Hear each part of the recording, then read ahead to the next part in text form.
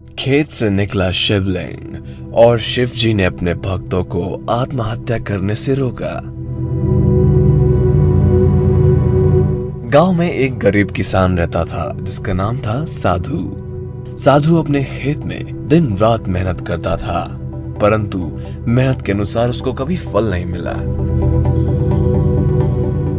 कभी बारिश न होने के कारण, कभी धूप तेज होने के कारण, कभी कोई परेशानी हो जाती, कभी कोई। उसकी फसल को सही मूल्य कभी मिल ही नहीं पाता था। एक बार गांव में बिल्कुल भी बारिश नहीं हुई। सूखा पड़ने के कारण खेत में फसल हुई ही नहीं थी, जिसके बाद वो परेशान होकर साधु डिप्रेशन में आ गया और आत्महत्या करने का निर्णय ले लिया।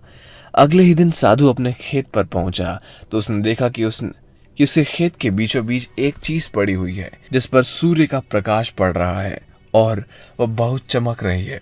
वह खेत के बीच में गया तो उसने देखा कि एक बहुत ही छोटा सा शिवलिंग वहां पर रखा हुआ है। उसे समझ नहीं आया कि यह शिवलिंग यहाँ कैसे आया। उसने शिवलिंग को बड़े आदर से उठाया और खेत के पास ही एक पेड़ के नीचे रख दिया। वह शिवलिंग बहुत ही गंदा हो रखा था, तो उसके पास एक पात्र में जल आया और शिवलिंग को स्नान कराने लगा।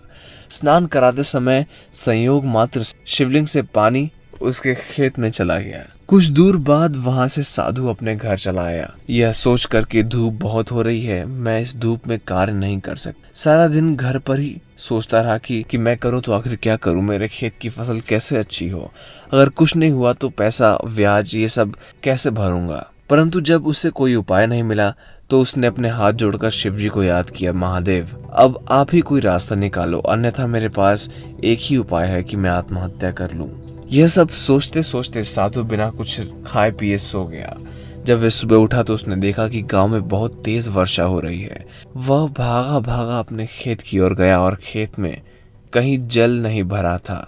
अगर ज्यादा जल भर जाता तो मैंने जो बीज खेत में डाले हैं वो बह जाते। परंतु जब वो खेत में पहुंचा तो उसने देखा कि बीज अंकुरित हो चुके थे, उनमें छोटे छोटे पौधे निकल आए। यह देख साधु की खुशी का ठिकाना ना रहा, परंतु उसे कुछ समझ नहीं आ रहा था कि आखिर एक दिन में ऐसा हुआ कैसे। तब उसकी नजर उस शिवलिंग पर पड़ी। उसकी स्थापना साधु ने पेड़ के नीचे की थी। उस शिवलिंग से अभी बूंद बूंद जल साधु के खेत में बहता हुआ जा रहा था।